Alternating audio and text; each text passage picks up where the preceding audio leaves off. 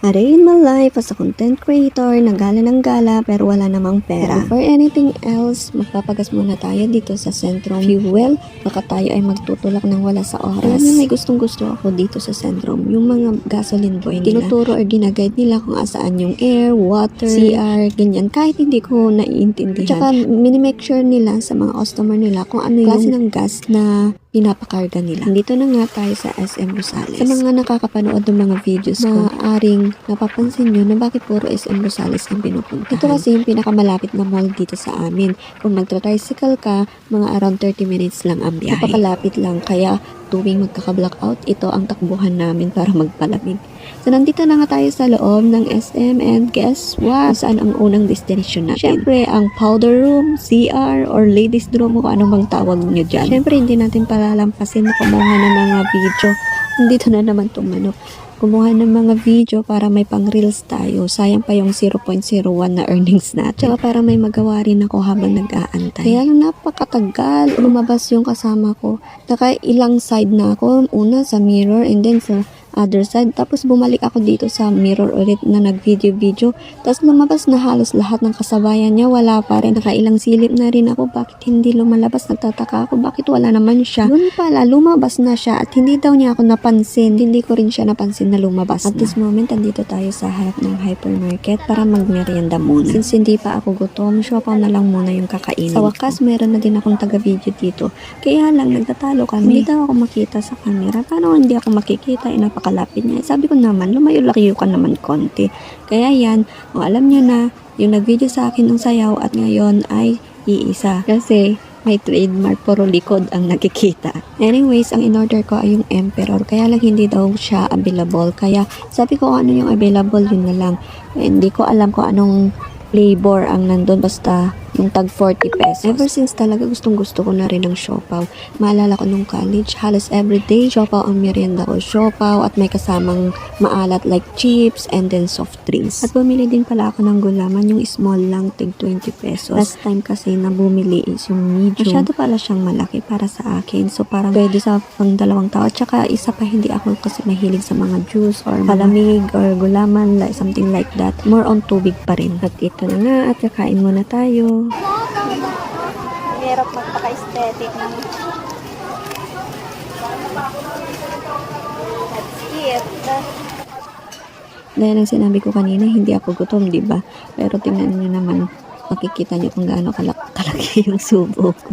Hindi pa gutom yan ha, pero lalaki ng subo. Siyempre natural, lalakihan mo yung subo mo kasi malaki yung siopaw, di ba? Siyempre kung maliit lang pa, ano yan, makakain kung kaliliit naman yung subo mo, di ba? Eh dapat lakihan. Adam ko yung page mo. Ito nga. Anak, ito nga. Ito nga. Makaawat yung kawaran dahil. Akala ko kawaran yung mga dahil. Ay, translate. Sabi nila kami. Sabi nila kami. Ito sa doktor, ito kami sa mga pangalan dapat nila kami tigil.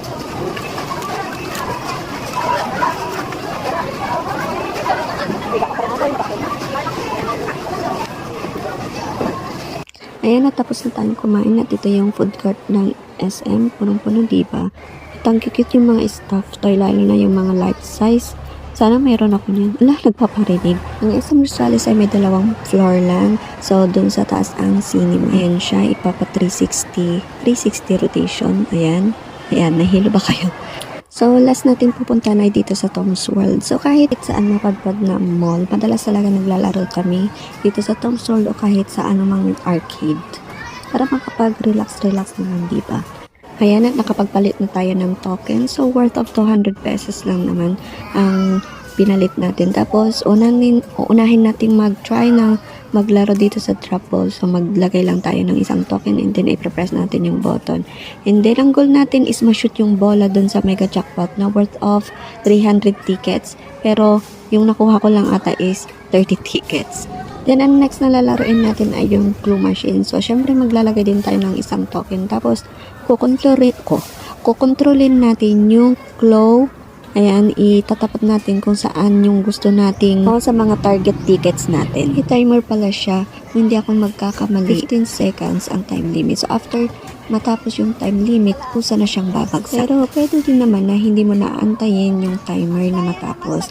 I-press mo lang yung button. Yan nga ay may nakuha tayong 4 na piraso. Isang 20 at 3 tagpa 5 tickets. So bali 35 tickets ang nakuha natin sa isang kuhanan lang. Pero parang nagtipid na si Tom's World kasi dati walang tagpa 5 na tickets. Ang minimum ticket is 10. May mga tickets din dyan na maliban sa 5 and 20 at 10, meron ding 15, 30, 40, 50 at mangilang-ngilang 100 at saka 200. Pero mahirap kunin yung dalawang to kasi masyadong mabigat. Pero hindi lagi-lagi may nakukuha. Minsan nabubokya din. May mga times na kusang nag-open yung claw kaya nahuhulog yung mga nakukuha.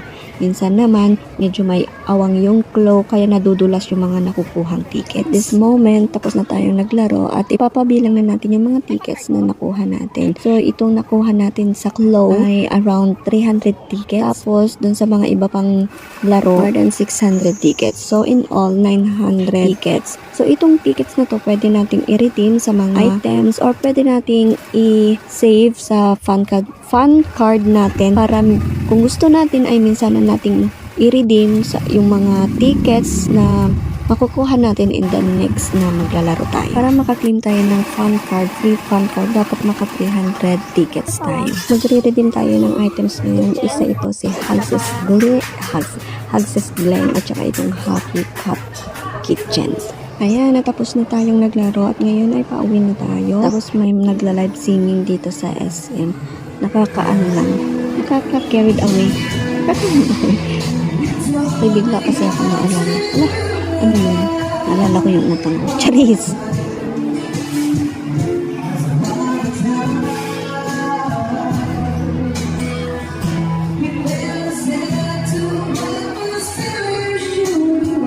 Ayan, at dito na tayo sa labas ng SM at pauwi na tayo. Nakakapagod din palang magdaldal. So, yun lang. Thank you for watching. Bye!